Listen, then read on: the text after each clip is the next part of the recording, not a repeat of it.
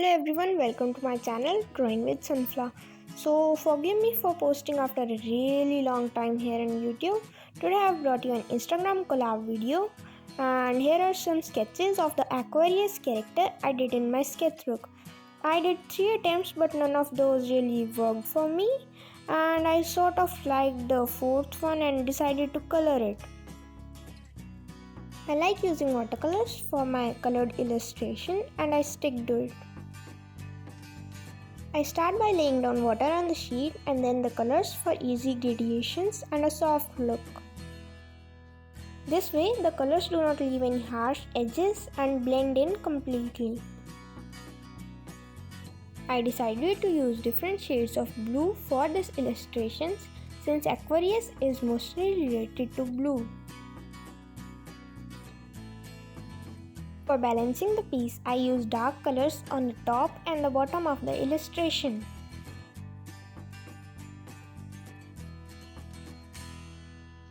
So the colors bleed in different areas due to water on the sheet, and I pick them up with a dry brush where I don't need them since they can ruin the other colors. I decided to use some other hues besides blue to make the color scheme attractive. The start process of the illustration is usually satisfying for me and I love it.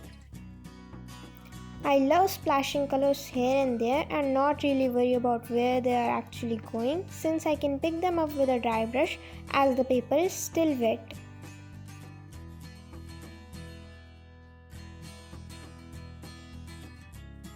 The start of the process basically means layering down the base colors lightly so that we can build them up later.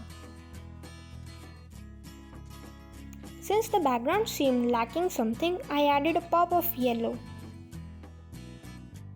After completing the first process, I let it dry for a while and came back to build up the colors darker and darker. This is a process where you must be more careful with your strokes. I don't usually color the hairs with a lot of detail when I'm using watercolors.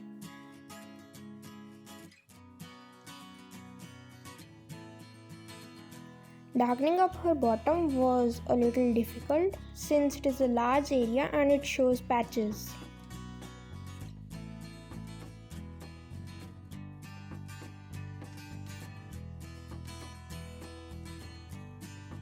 Since the right corner was a little bit too dark for me, I added white and started working on the pot. I usually use white to hide all my mistakes.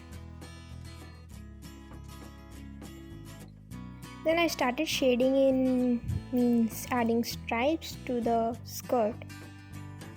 When I colored her eyes, it looked like it was staring at my soul, but I ignored it and trusted the process.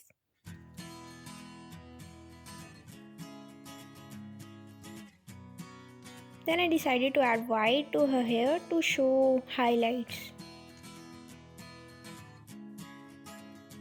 And I decided to darken up the water a little. Then I peeled up the tape and colored her bottom. It is sometimes difficult to blend those two parts together since we are not doing them at the same time and the color is dry.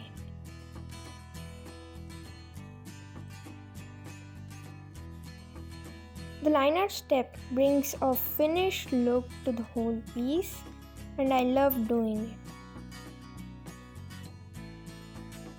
I decided to speed the process even more since it was kind of boring to watch. Since the color scheme included warm colors, I decided to use my red pen tool.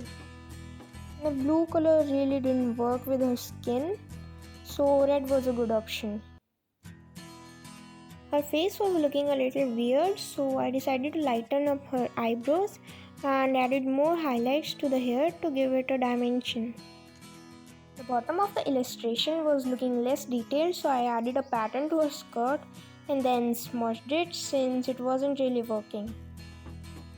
Then I found that her face was looking a little weird since the eyebrow was a little too high and I whitened it up completely. And when I was waiting for it to dry, I did more and more details.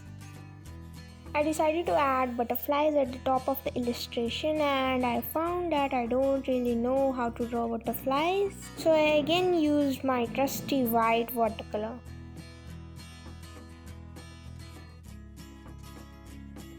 After drawing some of them, I got to know how the shapes really work, and it went well.